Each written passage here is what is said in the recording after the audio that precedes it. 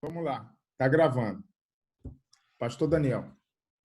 Pai que estás nos céus, mais uma vez te damos graças, Senhor, pela oportunidade dessa mentoria, Senhor, desse encontro, pelos recursos da tecnologia que nos possibilitam nos achegarmos e nos integrarmos e nos conhecermos e nos edificarmos mutuamente, Senhor.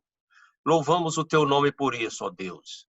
Agora, Pai, te pedimos que tu abençoes teu servo Lucas, ó Senhor, neste momento que irá compartilhar conosco aquilo que tu já tens posto em seu coração. Dá-lhe da tua graça e dá da tua graça aos nossos corações para que sejamos edificados segundo o teu bom propósito, Senhor. Em o nome de Jesus. Amém, Senhor.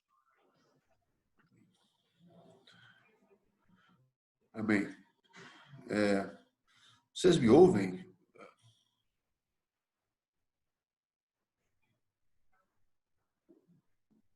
Sim, Lu. Tranquilo. Estamos ouvindo. Então tá. Pastor Mário, obrigado pelo convite. Para mim é uma honra muito grande estar aqui com os irmãos, esse grupo de pastores. O pastor Mário já é um amigo já de alguns anos, né? E eu tive a honra de conhecê-lo ainda bem mais jovem do que sou hoje. Estou com 31 anos, casado com a Gabi, pai do Arthur e do Gabriel. Cresci aqui em Belo Horizonte, na Lagoinha, nasci num lar cristão. Meus pais já eram cristãos desde que eu nasci. Meu pai é pastor na Lagoinha também, esteve com vocês acho que recentemente, né? E a minha vida, de forma bem breve, sempre foi seguir um pouco aí o caminho do meu pai. Eu sempre trabalhei com ele. A gente tem uma empresa de transporte, fundada pelo meu avô. E eu, com 18 anos, comecei a trabalhar com meu pai. Depois disso, me casei. Depois do casamento, fui convidado também ao Ministério Pastoral, na Lagoinha. E pastoreei também uma igreja, um tempo. Mas depois disso, começou uma grande novidade na minha vida, que é a caminhada política, né? Minha família não tem nenhum tipo de envolvimento político, nunca teve. E Deus abriu uma porta, né? Ele que fez esse caminho novo.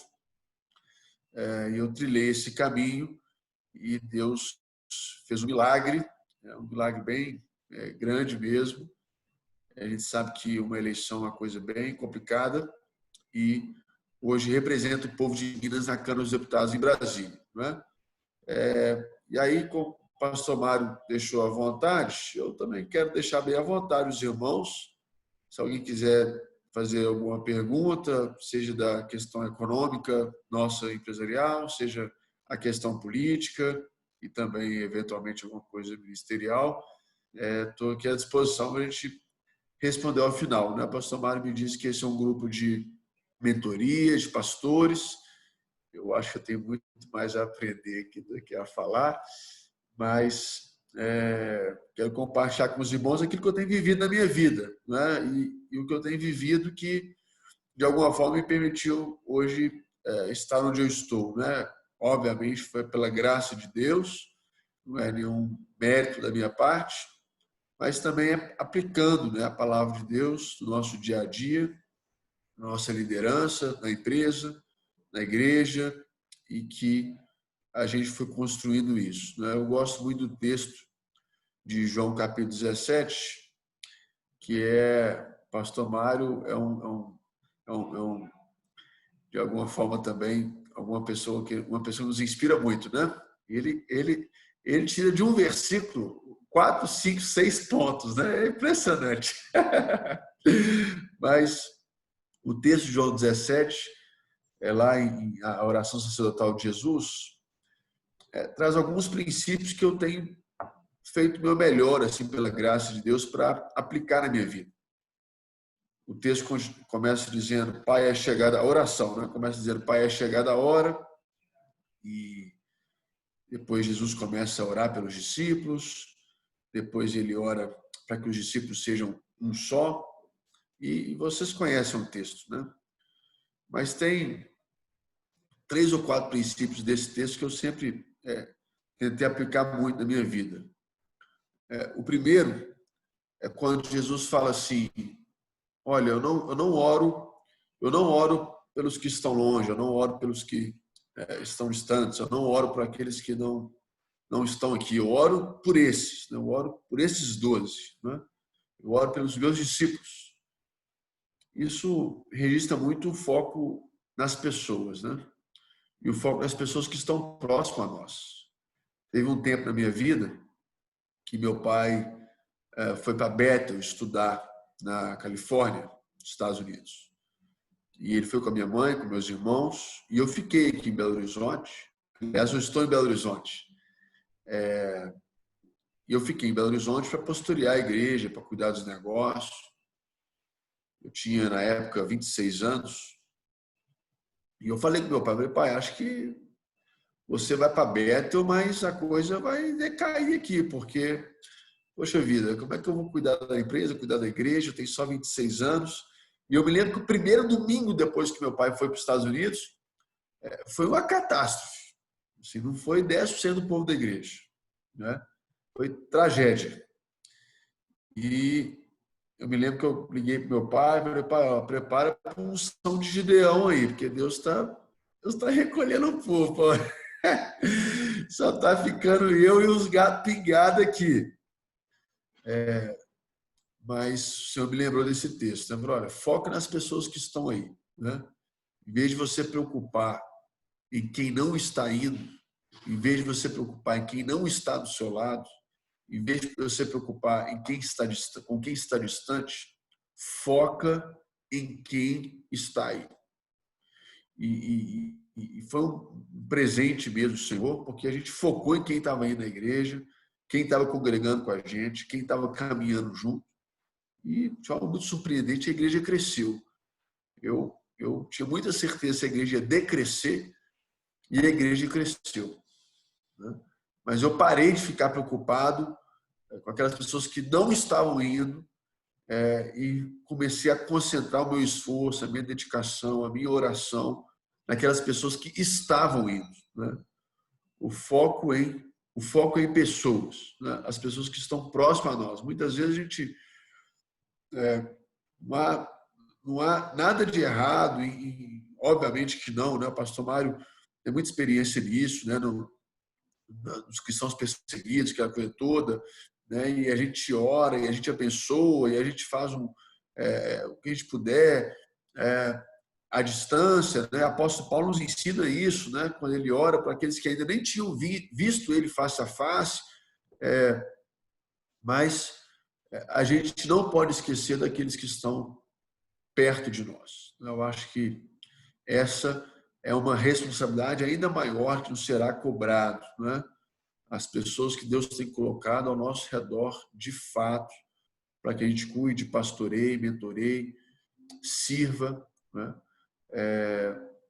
E esse é um princípio que eu vivo na minha vida, né? Desde então. Olha, eu dou atenção muito maior para quem está junto, né?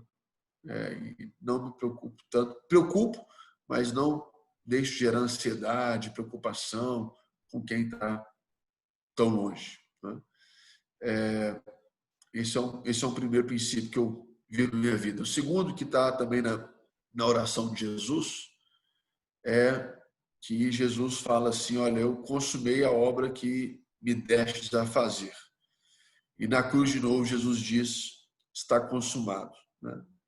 Eu acho que hoje uma das coisas que nos falta é a capacidade de ir até o fim.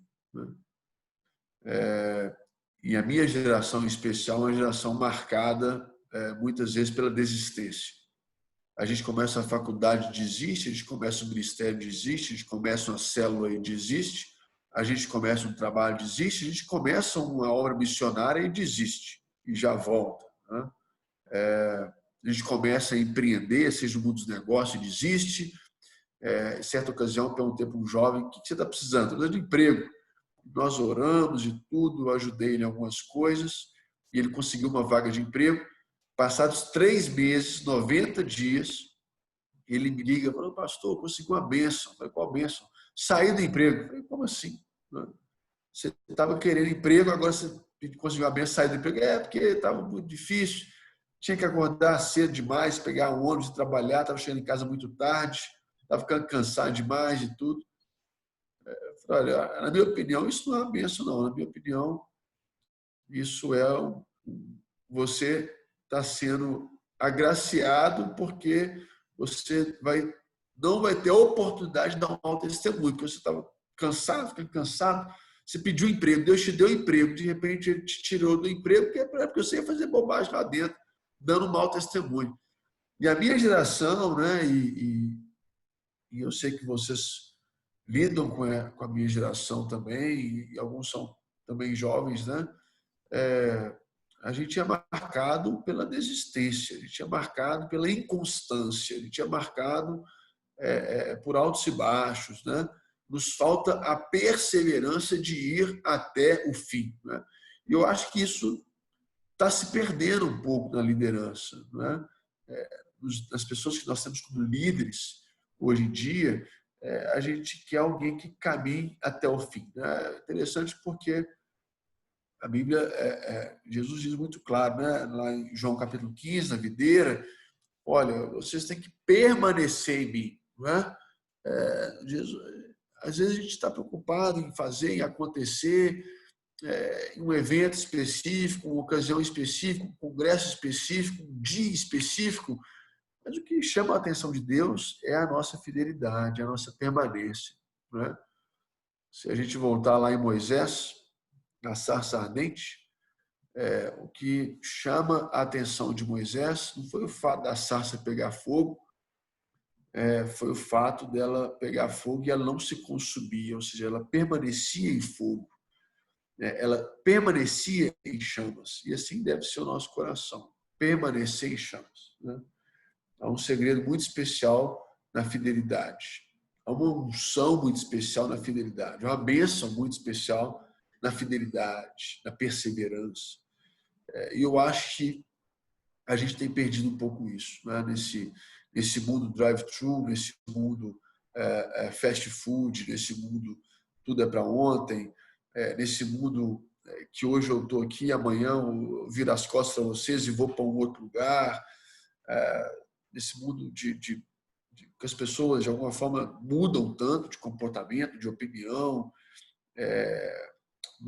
me parece, né, extremamente importante, pedindo ao Espírito Santo que nos marque também com a perseverança, com a fidelidade, em irmos até o fim, né, naquilo que o Senhor tem te proposto, né? Eu falo isso porque também na minha vida eu já tive algumas oportunidades, alguns convites, na verdade, de trabalhar fora da Transpes, onde eu trabalho, né? Trabalho há 12 anos aqui com meu pai. Eu já tive alguns convites e algumas oportunidades também para ir para outra igreja. Pastor Mário conheceu a nossa igreja lá atrás, né? E igreja pequena, igreja assim com 150, 200 pessoas no máximo, para a realidade de Belo Horizonte, não a realidade de igreja pequena. E eu, em 2015, comecei a liderar os jovens da igreja, 2014, na verdade, ano da Copa do Mundo, e eu cansei de ir na igreja aos sábados, para fazermos o trabalho com a juventude, que tinha 4 pessoas, eu, a minha esposa e as nossas sombras, né? E, assim, não precisava disso, né? Poxa, eu podia ir para a Lagoinha Sede, né? Onde a convite do pastor Lucinho, que também é uma referência na minha vida. O pastor Mário já esteve lá também, na Lagoinha, na juventude, sábado à noite. Podia ficar em casa com a minha família, recém-casado. Podia estar junto com meus amigos, fazendo alguma coisa. Mas eu optei em estar na igreja, né? E quando eu decidi isso, né, esse Ministério de Jovens na igreja, que não tinha antes, a única exigência dos pastores, né, do meu pai, dos pastores da Lagoinha, foi falar: olha, Lucas, se você vai colocar em seu coração, Deus tem que colocar em seu coração, você tem que ir todos sábados. Todo sábado tem que ter o culto, todo sábado tem que ter a reunião lá dos irmãos. E E eu confesso para vocês que não foi fácil, né? Recém-casado, com N outras opções de atividades para fazer, abrindo mão muitas vezes de viajar, porque o culto sábado à noite é no meio do feriado, no meio do final de semana, abrindo mão muitas vezes de evento, de festa, aniversário, de casamento, para estar lá com 10 jovens, 15 jovens, né?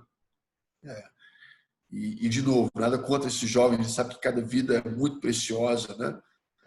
Mas, para mim, foi um teste de perseverança, um teste de fidelidade, um teste de permanecer, né? E não de acontecer. A nossa geração gosta muito de acontecer. É um evento ano, é um grande congresso, é um grande acampamento, é um grande encontro. A gente acontece algumas vezes por ano, mas o que chama a atenção do coração de Deus é a nossa fidelidade. Não é o que a gente acontece, é como a gente permanece, né?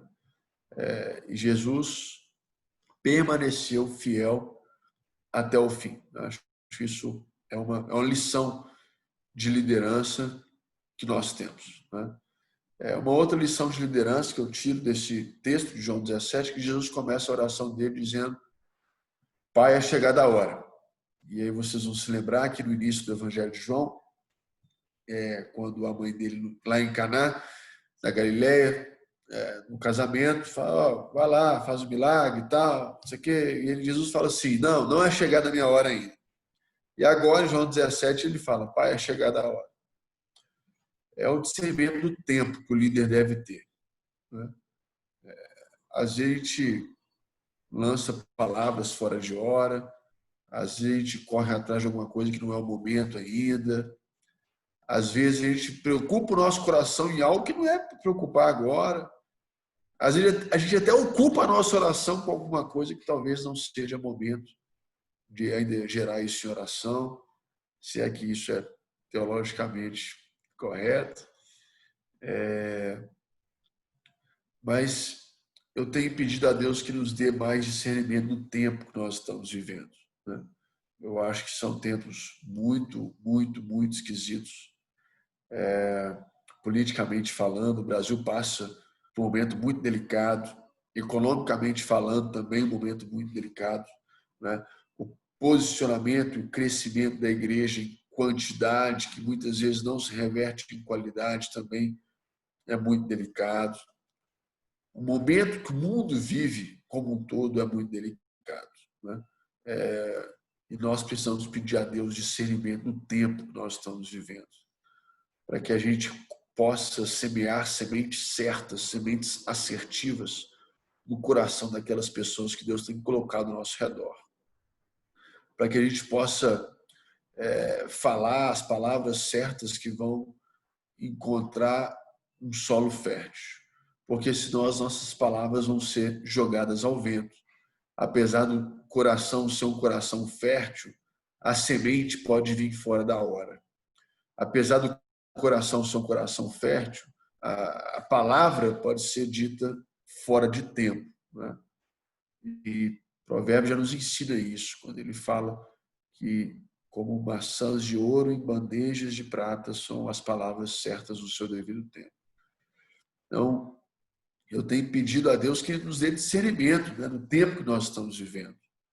Um tempo que muitos dizem, eu também vejo um pouco desse retrato, de uma certa crise de liderança, uma certa crise de identidade, uma total crise de propósito.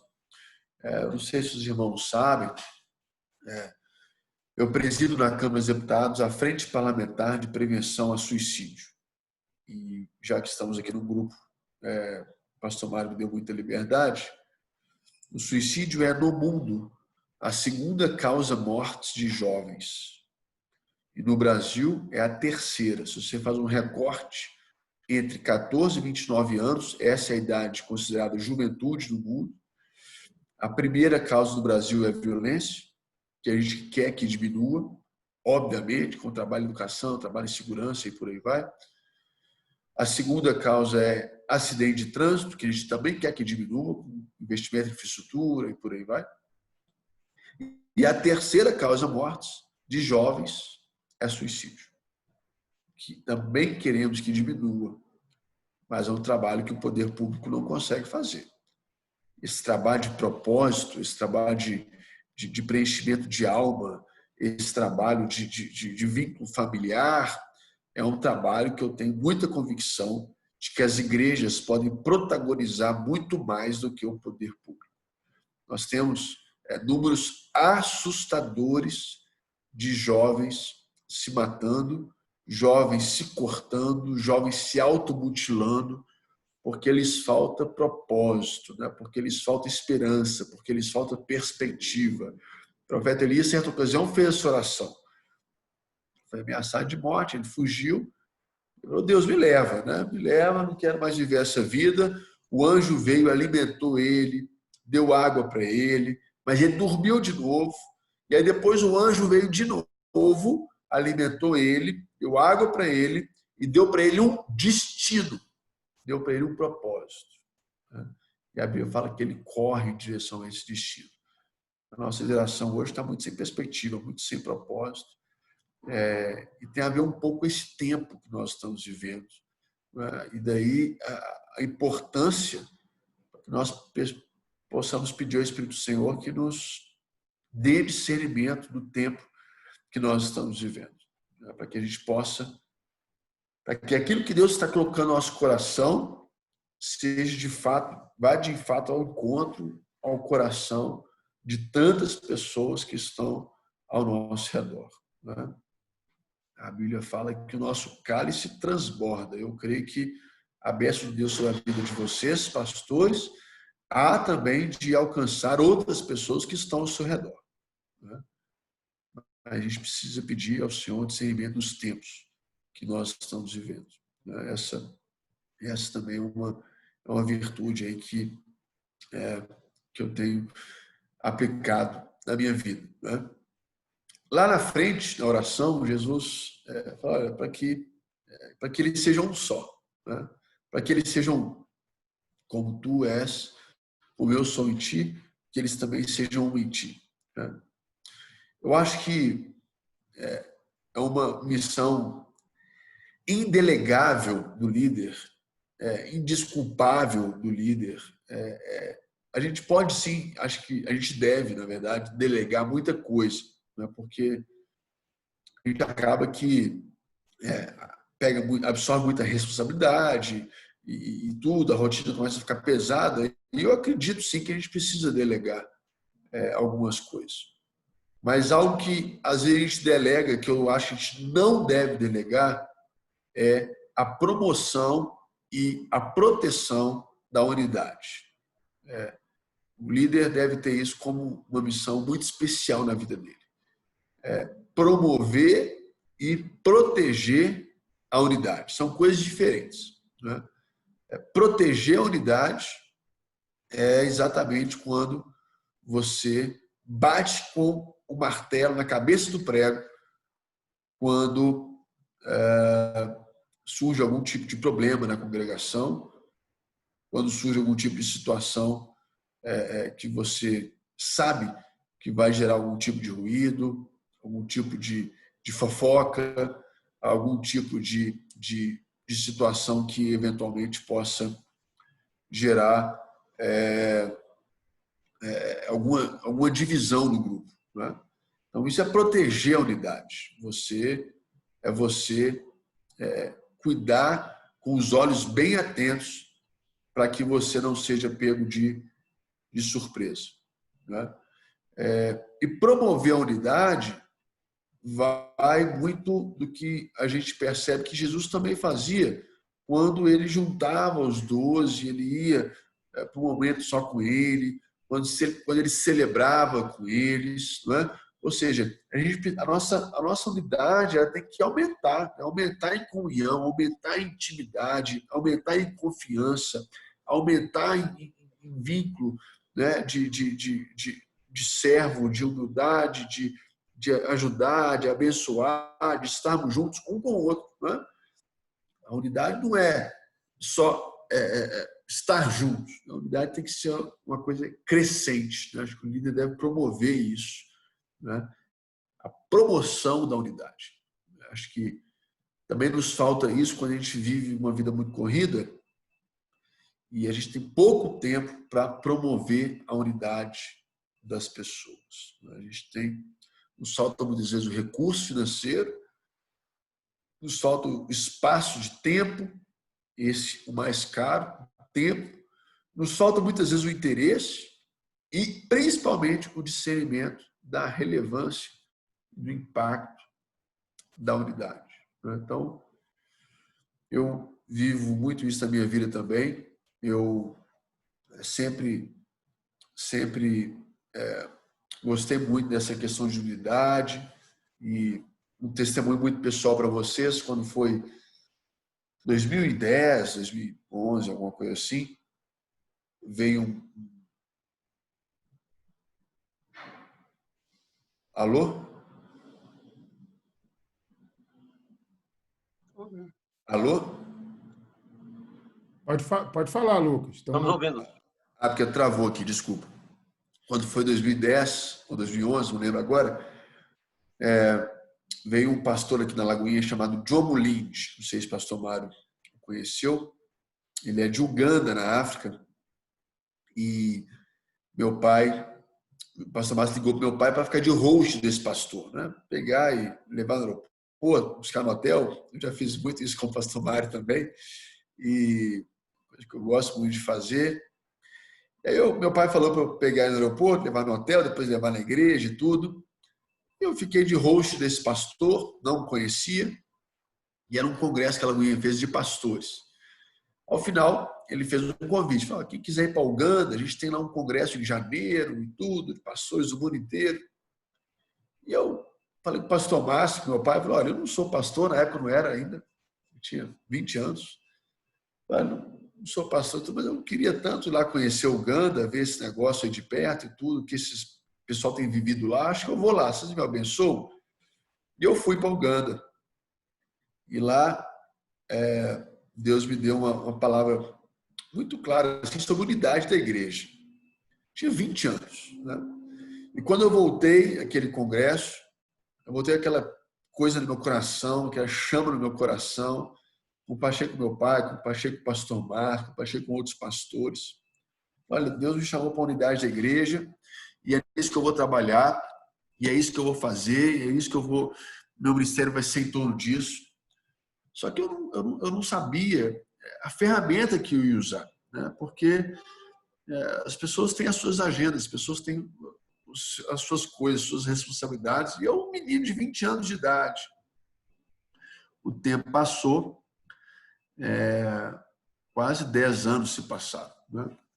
E aí, quando foi em 2018, na minha campanha, eu falei assim com alguns pastores amigos, eu gostaria de começar a minha campanha com um momento de oração na minha casa e convidei alguns pastores. E esses alguns pastores se transformaram em algumas dezenas de pastores. E naquele dia, naquela noite, eu me lembrei daquela semente plantada no meu coração tantos anos antes, sobre unidade. Eu pude ver muitos pastores de Belo Horizonte, de grandes igrejas aqui da nossa cidade, juntos, né? Orando juntos. Eu jamais imaginava que seria em função de uma candidatura política. Mas foi a realização de um sonho. Né? E hoje Deus tem dado uma graça, né, de poder estar junto com diversos líderes, pastores de diferentes denominações, seja como político, seja como pastor, seja como empresário, ajudando, servindo, de alguma forma à disposição de cada um. Né? Então, essa promoção da unidade, né, é muito importante. Esse mundo cada vez mais dividido, mais corrido, mais antagônico, quando a gente promove a unidade do corpo de Cristo, eu acho que também tem aí uma característica muito especial de nós, líderes. Né? E, por último, a oração tem um dos versículos que eu mais gosto na Bíblia. termino com ele, pastor. Lá em João 17, versículo 18, fala assim, olha, como o Pai me enviou, eu também vos envio. Nós somos enviados de Deus para essa geração, né? A gente pode acordar e ouvir as notícias, ler os jornais, desemprego no Brasil aumentando, violência, situações diversas, mas nós somos enviados de Deus para esse tempo, né? Jesus te chamou, Jesus te enviou, né? O próprio Deus te enviou para esse mundo, o próprio Deus te enviou para essa geração, o próprio Deus te enviou para esse tempo, Ele que te capacita, Ele que te escolheu, e esse senso de propósito não pode te faltar. Esse senso de pertencimento não pode te faltar. Esse senso de ser lançado por Deus para esse tempo não pode nos faltar. Eu sou enviado de Deus. Sou enviado de Deus na Câmara dos Deputados, sou enviado de Deus na minha geração, eu sou enviado de Deus na minha família, eu sou enviado de Deus na minha empresa, eu sou enviado de Deus onde eu trabalho, sabe? Eu sou enviado de Deus e com isso nós somos embaixadores do reino, com paz, com justiça, com alegria, levando o evangelho. Esse senso de propósito, né, não pode nos faltar, porque se nos faltar, nós seremos pegos por uma das grandes armadilhas que tem acometido grandes líderes hoje, que é o cansaço, né? A gente está cansado, né? Eu costumo dizer, pastor, que a nossa cultura, nosso mundo, né, o mundo nós vivemos, o tempo de hoje, ele está valorizando tanto o cansaço parece uma coisa boa. Quando você chega segunda-feira para trabalhar, e alguém te pergunta assim, como é que foi seu final de semana? Aí você fala assim, foi ótimo.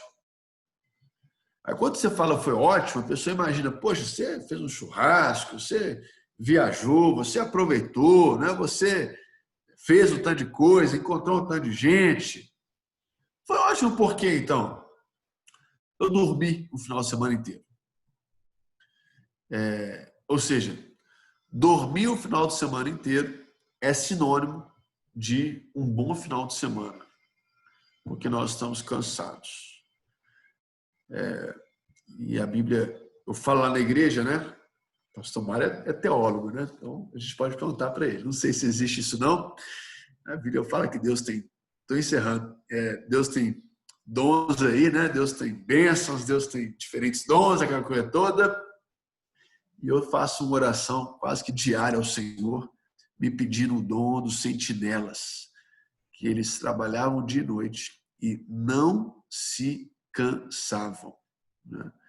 Eu tenho pedido essa bênção para Deus, que esse senso de pertencimento, de propósito não me falte. E é claro que a gente tem que descansar, tem que dormir, mas a gente não pode querer passar o dia dormindo, nem querer passar o dia descansando, porque tem muita coisa a ser feita, muita coisa a ser alcançada, muitas vidas a serem ganhas, muitas nações a serem alcançadas, né? E tantas coisas também a serem feitas, né? Em especial, meu chamado muito específico para o meu Brasil. Eu amo demais o país. E quando a gente olha para o Brasil, a gente sabe que os nossos desafios são gigantes, né? Gigantes mesmo, pelas magnitudes do Brasil, pelo tamanho do Brasil, tamanho da população, tamanho geográfico, tamanho dos problemas e a nossa história que nos trouxe até aqui. Então, fica aí, pastor, esses testemunhos, na verdade, né? De promoção de unidade, de fidelidade, de permanência, de senso de propósito, de ter atenção ao tempo que nós estamos vivendo e esse senso de propósito, Deus quem nos envia para essa geração. Lá em João 17. Se o pastor Mário ler a oração de João 17, dá um livro de 39 passos. Que alegria, Lucas. Puxa vida, eu fico feliz de compartilhar você, que é meu amigo pessoal, com os meus irmãos aqui, né? Aqueles que não te conheciam ainda. pela sua simplicidade, porque eu testifico que você é assim o tempo todo, esse é o evangelho que você vive. Não mudou absolutamente nada depois da eleição. E é resposta de oração, da oração de muitos, né? Que nós, como líderes eclesiásticos, aí por anos, temos pedido a Deus para levantar homens e mulheres de Deus à frente da política. De fato, isso ver essa sensatez, essa simplicidade bíblica, né? Me faz muito feliz, né? Lucas, eu tenho uma pergunta, a gente tem algum tempo aqui ainda, e eu Fique à já... vontade de fazer perguntas, viu? Tá, não, eu vi uma do Osias ali no chat, mas eu vou meter o bicão antes dele aqui. É uma pergunta que, embora eu e você já tenhamos conversado sobre isso, mas eu gostaria de perguntar aqui na frente dos meus irmãos para aguçar, te dar a oportunidade de dar a resposta, né? Vamos lá, estamos aqui diante de pastores e líderes, homens e mulheres que precisam da sensibilidade espiritual e de ler o ambiente espiritual para exercer os seus ministérios, né? Nas mais diversas arenas aí. Então, você, provavelmente, nesse momento, dentre os políticos cristãos com quem eu interajo, não são muitos, mas eu conheço alguns outros, poucos, mas você seria o único a quem eu tenho coragem de abertamente fazer essa pergunta que eu vou fazer agora. Na verdade, são duas conjugadas, né? Porque como você descreveria para nós aqui, tendo em nós, sem medo, assim, um grupo de irmãos que você ganhou hoje, irmãs que serão seus intercessores, ok? Como você descreve o ambiente espiritual do Congresso? O ambiente espiritual da sua arena ministerial hoje, que é Brasília. Tá?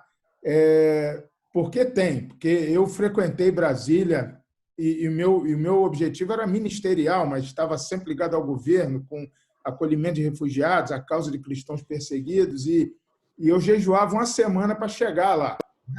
Então, assim, a gente está falando de um clima espiritual pesado, pesado. Eu queria ouvir isso de você, sem medo, tá? Essa parte, se você não quiser que depois fique gravado, eu tiro. A gente a gente grava aqui para quem perdeu a live, eu corto antes disso aqui, eu prometo.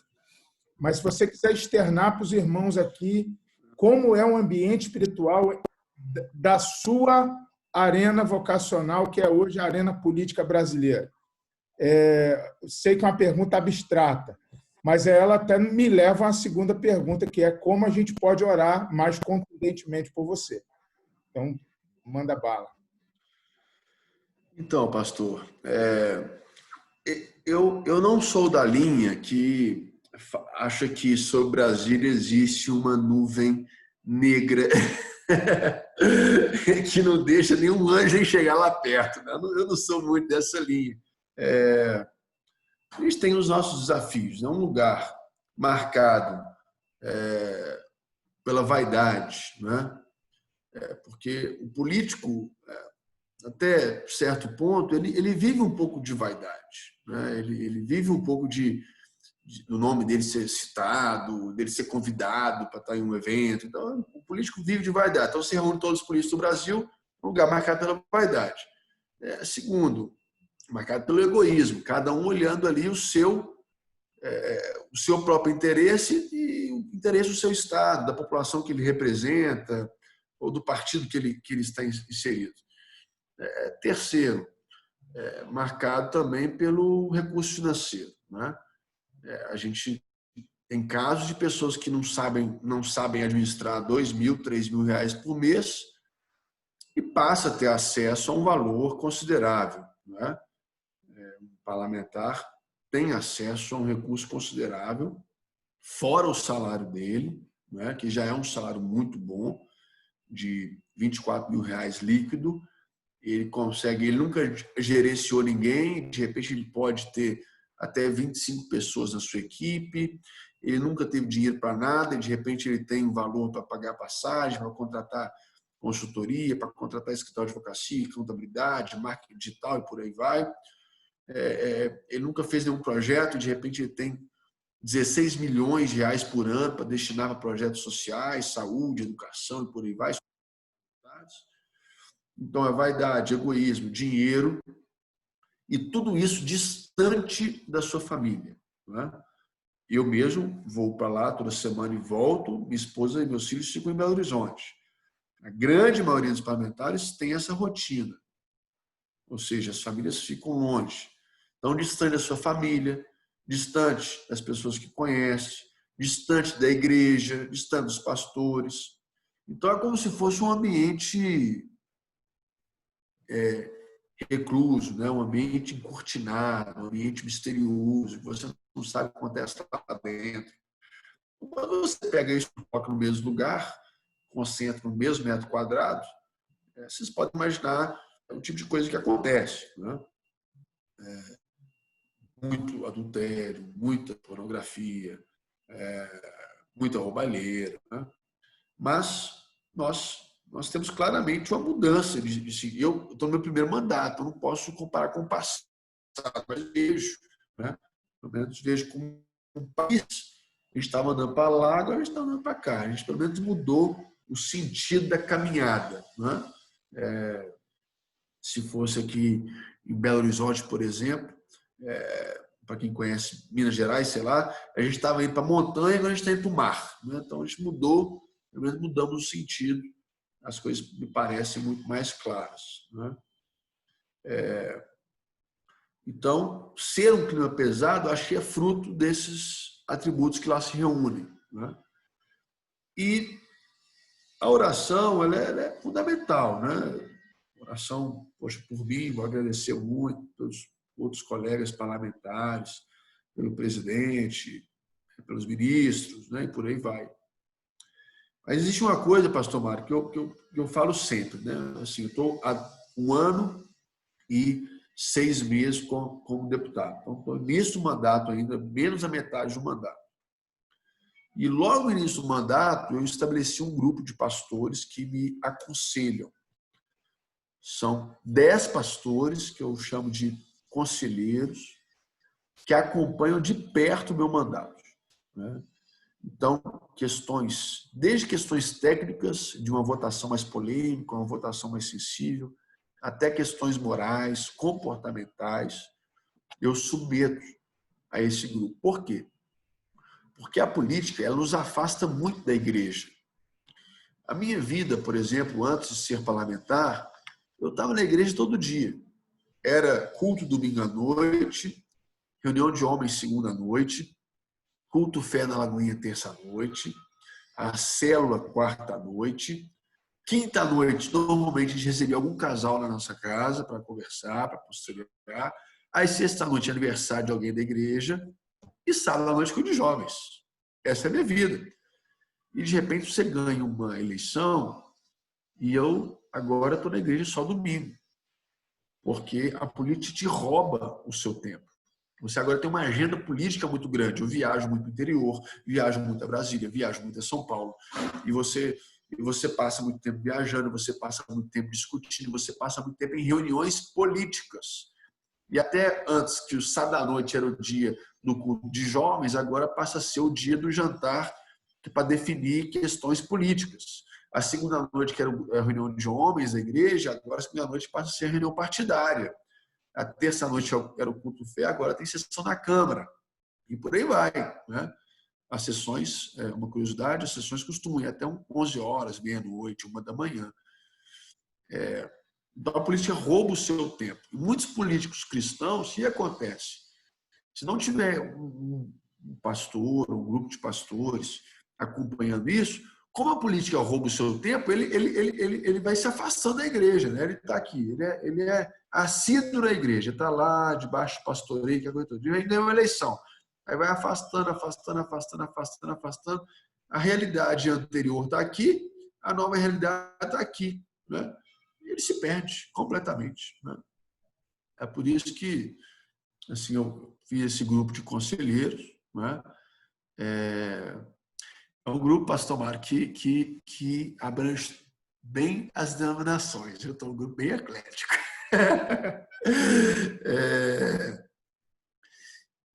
Mas que, de alguma forma, me puxam para a minha realidade. Né? Puxam para a realidade. Isso é muito importante. Então, além da oração, é sempre importante chamar o político para a realidade do reino, né?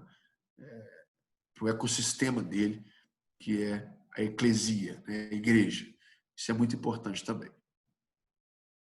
Não, muito joia, Lucas.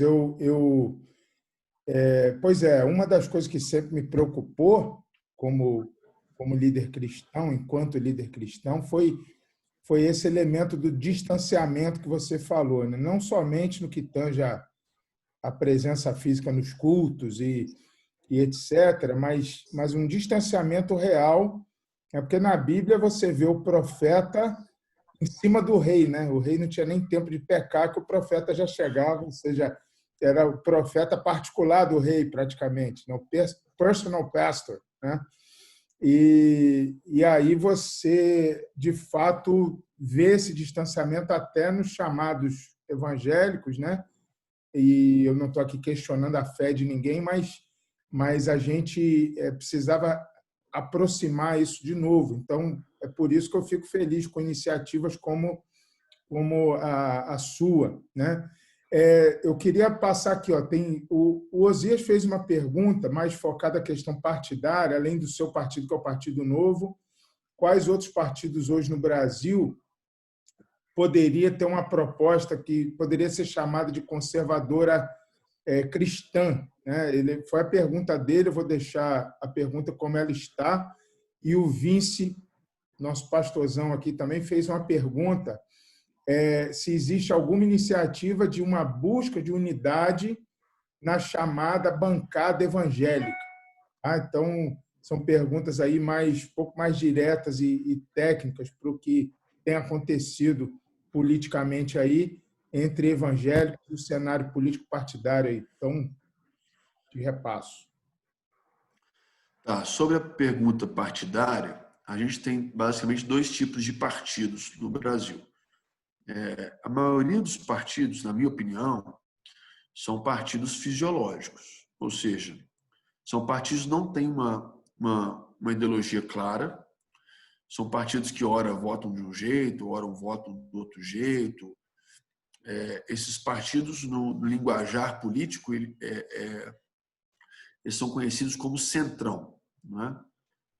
Então, uma série de partidos que, a maioria deles, na verdade, que votam de acordo com o interesse, votam de acordo com o que está por trás, alguma coisa nesse sentido. Nós temos alguns poucos partidos que têm uma linha programática, são partidos ideológicos e votam de acordo com seus princípios e valores. O Novo se encontra nesse espectro, né? Então, se vier uma proposta do governo boa, que a gente concorde, a gente vota a favor. Uma proposta que a gente não concorde, de acordo com os nossos princípios e valores, a gente vota contra. Isso nos faz ter mais autonomia, mais independência, né? Então, a gente tem poucos partidos que são programáticos. Eu ousaria dizer, na minha opinião, né, mas eu sou muito novato na política, que se destaca nessa questão partidária mais programática o Novo e o PSOL, que são os dois bem antagônicos, o Novo mais de direita, o PSOL mais de esquerda, mas são bem programáticos, né, bem ideológicos, né, votam de acordo com seus princípios e valores mesmo. O resto, você consegue articular e oferecer alguma coisa para mudar um pouco o posicionamento. Dentro do Novo, preciso de uma correção aqui para vocês entenderem. O Novo, ele é um partido liberal econômico, né? Ele tem uma linha liberal econômica. Na linha de valores, o Novo não fecha a questão, ou seja, o Novo deixa aberto. Então, a gente tem, dentro do Novo, a gente tem pessoas que são mais progressistas e pessoas que são bem conservadoras, que é o meu caso. Hoje, se vocês me perguntarem hoje, a bancada do Novo de Minas, o governador Romeu Zema em Minas, Matheus Simões, que era vereador, que é membro da nossa igreja, eu, a maioria dos representantes políticos do Novo em Minas são bem conservadores. A maioria, não todos, né? No Brasil, isso já destoa um pouco mais, fica mais equilibrado. Alguns mais progressistas, alguns mais conservadores. Isso dentro do Novo, porque o Novo não fecha a questão nesse sentido. Agora, se existe algum outro partido que tem uma visão conservadora, eu acho que não, né? Eu acho que o presidente tem essa visão, não sei até que ponto que é uma visão pessoal, até que é uma visão eleitoral, porque eu não conhecia antes, né? Mas o Aliança ainda não saiu, e mesmo quando sair, a gente precisa ver na prática como ele vai se comportar, né? Porque, de novo, a gente tem um buraco muito grande, boca aberta mesmo, que atrai os partidos para esse fisiologismo, né, de votar de acordo com o interesse. Então, hoje a questão partidária é dessa forma. E eu não estou achando aqui a outra pergunta, pastor.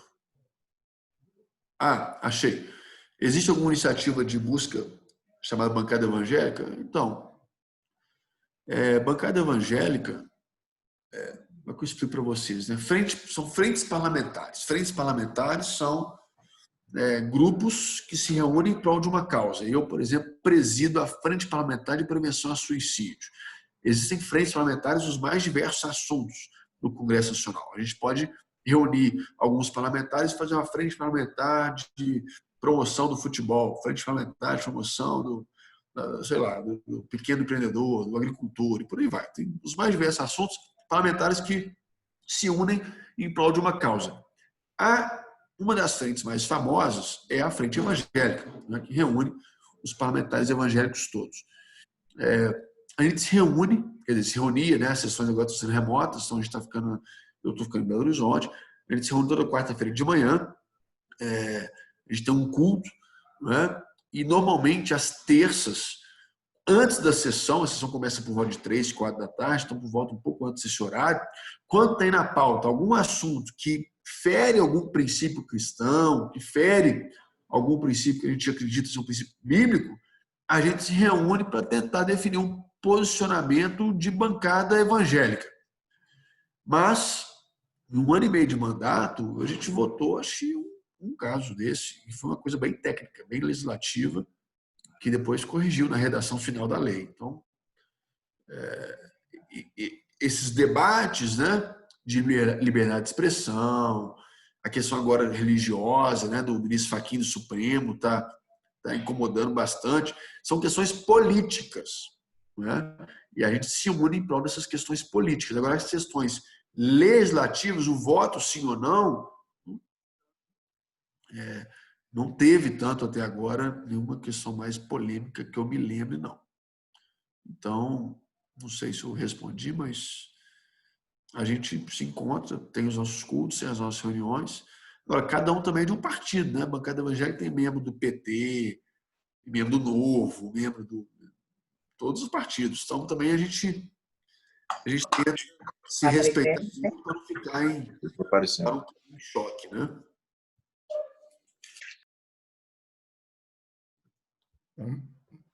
Maravilha, Lucas. Foi muito abençoado, muito esclarecedor. Estou olhando aqui para ver, mas não teve outra pergunta. E o nosso horário também já bateu, né? Não, teve uma perguntinha final aqui, acho que dá tempo, Lucas.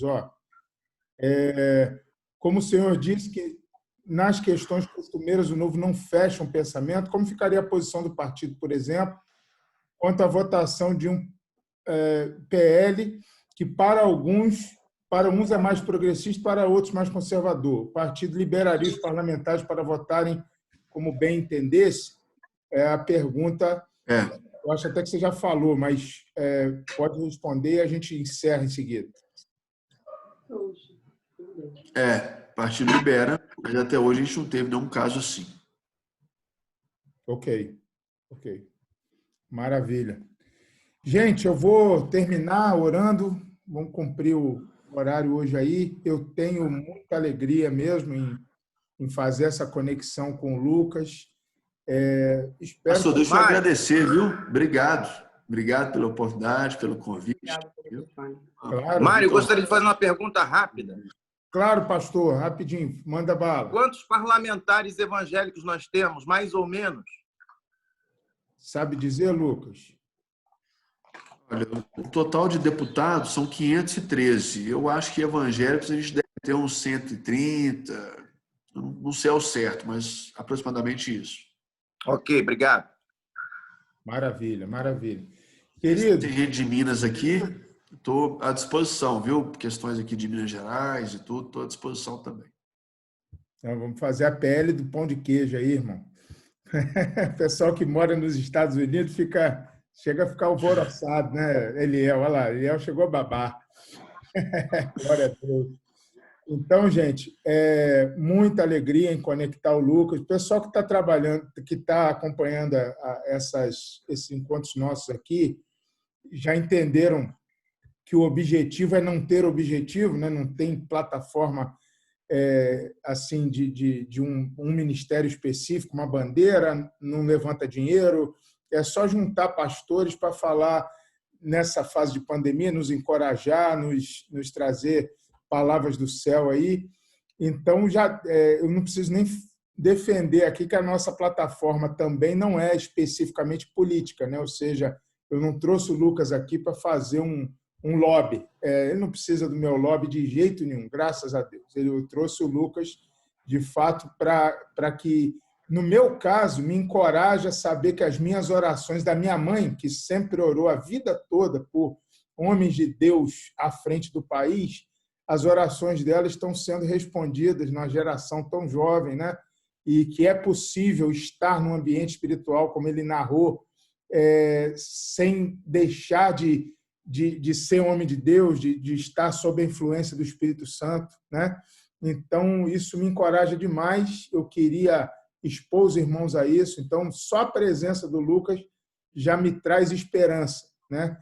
E fora a palavra, a simplicidade, a visão pastoral, a visão de liderança que ele compartilhou conosco. Então, vou orar, terminando. Muito grato a Deus, Lucas, fica a nossa gratidão. Depois que eu orar, o pessoal pode tirar o mute aí, se saudar e a gente termina por hoje. Está gravado, pois eu vou só pedir autorização do Lucas aqui direitinho e tudo, mas aí eu coloco na nossa plataforma lá só para quem não acompanhou agora de manhã poder ver depois, tá bom? Deixa eu orar.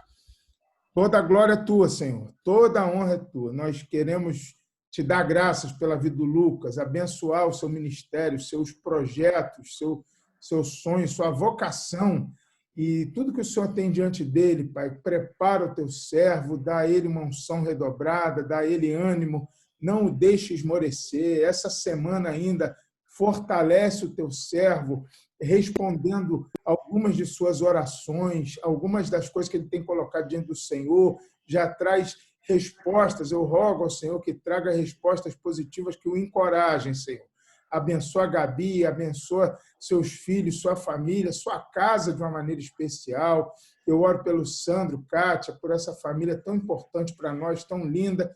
Que o Senhor continue preservando a fé dos teus servos e abençoando esta nação. Oramos pela nação. Nós que tantas vezes reclamamos e murmuramos, mas, Pai, a responsabilidade é nossa de orar, de nos colocar na brecha pelo país, e nós pedimos ao Senhor que nos dê essa resiliência, essa paixão pela nossa nação. É a nossa oração no nome santo do Senhor Jesus. Amém. Amém. Deus abençoe. Semana abençoada aí para todos. Estamos juntos. E até terça-feira que vem. Podem tirar os mutes aí. E até a próxima, se Deus quiser. Obrigado, Mário. Obrigado, Deus Lucas. Muito obrigada. Um abraço para o Judson. Deus abençoe o Judson, Esther. Amém. Continua orando pelo Judson, que ele está aqui lutando com o Covid. Muito legal. Estamos orando. Amém. Deus abençoe a Deus todos. abençoe. Bye.